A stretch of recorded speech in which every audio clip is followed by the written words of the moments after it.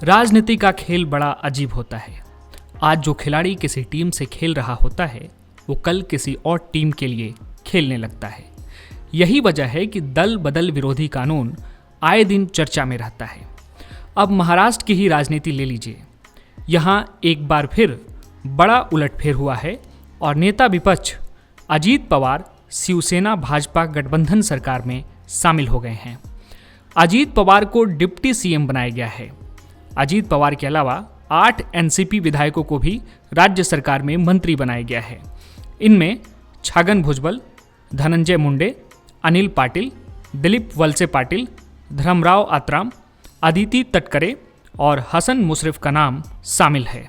सरकार में शामिल होने के बाद अजीत पवार ने छगन भुजबल और प्रफुल्ल पटेल के साथ प्रेस कॉन्फ्रेंस की। इस प्रेस कॉन्फ्रेंस में अजीत पवार ने कहा कि पार्टी का नाम और चिन्ह हमारे साथ रहेगा। इस तरह अजीत पवार ने एनसीपी पर दावा भी ठोक दिया। हालांकि अजीत ने दावा किया कि उनके फैसले में पार्टी के सभी लोगों का समर्थन है, लेकिन शरद पवार की तरफ से अभी तक इसे लेकर कोई बयान सामने नहीं आया है। ऐसे में सवाल उठ रहे हैं कि क्या एनसीपी में 2 फाड़ होगा, और अगर ऐसा होता है तो दल बदल विरोधी कानून इस पर लागू होगा या नहीं। देखिए, 52वें संविधान संशोधन के जरिए बना दल बदल कानून 1 मार्च 1985 से देश में लागू हुआ था। संविधान में इसे 10वीं अनुसूची के रूप में शामिल किया गया था।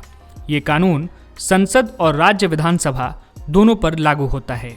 इसके तहत यदि कोई विधायक अपनी पार्टी के खिलाफ जाकर दूसरी पार्टी का समर्थन करता है तो उसकी इस प्रक्रिया को दल बदल माना जाता है। ऐसे में उस विधायक की सदस्यता समाप्त कर दी जाती है। किसी सांसद अथवा विधायक द्वारा राजनीतिक पार्टियों को बदलने के मामले में 3 कानूनी स्थितियां हैं। पहली, जब किसी राजनीतिक दल के टिकट पर निर्वाचित सदस्य पार्टी की सदस्यता स्वेच्छा से छोड़ता है। दूसरी, जब कोई शख्स निर्दलीय विधायक बनता है और बाद में किसी राजनीतिक पार्टी में शामिल हो जाता है। पहली और दूसरी कंडीशन में सांसद और विधायक की सदस्यता समाप्त हो जाती है। वहीं तीसरी स्थिति मनोनीत सांसदों से जुड़ी हुई है। इसमें सांसदों अथवा विधायकों के मनोनयन के बाद अगर वे 6 महीने के भीतर किसी राजनीतिक दल में शामिल होते हैं तो कोई बात नहीं, लेकिन इसके बाद अगर वे कोई राजनीतिक पार्टी ज्वाइन करते हैं तो उनकी सदस्यता समाप्त हो जाती है। दल बदल विरोधी कानून के तहत किसी सांसद या विधायक की अयोग्यता के बारे में फैसला लेने का अधिकार विधायिका के पीठासीन अधिकारी के पास होता है। कथित तौर पर तो पीठासीन अधिकारी निष्पक्ष होकर फैसला लेता है, लेकिन अमूमन ऐसा होता नहीं है। सदन में चुना गया अध्यक्ष सत्ताधारी पार्टी से होता है। ऐसे में उसके फैसले की निष्पक्षता पर सवाल खड़े हो जाते हैं।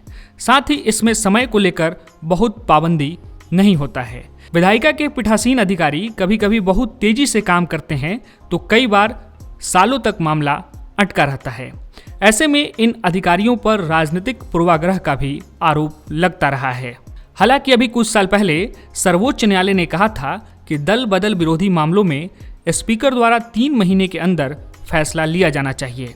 वहीं इससे अलग कुछ विशेषज्ञों का यह भी कहना है कि दल बदल विरोधी कानून के तहत सदस्यता समाप्ति से जुड़े फैसले स्पीकर को नहीं बल्कि किसी स्वतंत्र एजेंसी मसलन चुनाव आयोग को दिया जाना चाहिए। तो यह थी बात दल बदल विरोधी कानून की।